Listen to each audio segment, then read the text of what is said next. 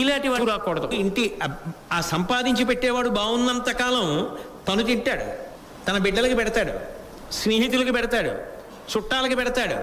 పెట్టిన వాడికి ఆపద వచ్చిందనుకోండి వీళ్ళందరూ జారుకుంటారు. ఇన్నాళ్ళు చక్కగా తిన్నకి ఆపద వచ్చింది, ఎవడ గెలవగలడు అంటున్నావు.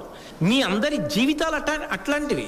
యజ్ఞాలు జరుగుతున్న చోటుకి వెళ్ళు, మంచి అన్నం పెడతారు, అక్కడ తిని నీ ఇష్టం వచ్చినట్టు తిరిగి ఆబోతులు వదిలిపెడతారే, ఇష్టం వచ్చినట్టుగా యజ్ఞాలు చేసే దగ్గరికి వెళ్ళి శుభ్రంగా కావలసిన భోజనం చేసి ఇంటికి వెళ్ళి పడుకో.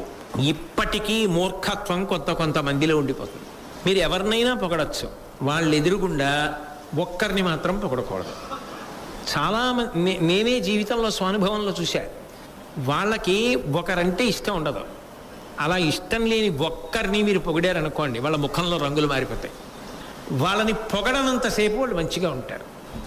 వాళ్ళు జీవితంలో ఎంత మారనివ్వండి వీళ్ళు ఒప్పుకోరు.